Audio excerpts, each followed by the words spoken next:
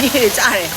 ဒီနေ့ခေါ်သွားမယ့်ဆိုင်လေးကတော့ညဘက်ဆိုရင်ရေတကွန်နေမီးလေးတွေနဲ့အရန်ကိုလှနေတဲ့ကော်ဖီဆိုင်လေးပဲဖြစ်ပါတယ်အခုဆိုရင်မန္တလေးမှာကော်ဖီဆိုင်ရင်ကျင်းမှုတွေကအရန်ကိုဖွံ့ဖြိုးလာတဲ့အခါကျတော့မိန်းထဲမှာဆိုလဲလူငယ်ဗိုက်လေးတွေနဲ့ဆိုင်လေးတွေကတစ်ဆိုင်ပြီးတစ်ဆိုင်တိုးလာပါတယ်ဒီဆိုင်လေးကလည်းအပေါ်တက်အောက်ထက်နှစ်ချက်အပြင်ချမ်းဝန်းလေးနဲ့ကြည်ကျယ်ဝန်းဝန်းဆိုတော့ထိုင်စရာနေရာလည်းများပါတယ်သူ့ဆိုင်မှာကပါမော့ကိတ်မုတ်တွေအပြင် heavy food တွေလည်းရပါတယ်ထမင်းကြော်ခောက်ဆွဲကြော်တို့လိုမျိုးပြီးတော့ရှာဝါမ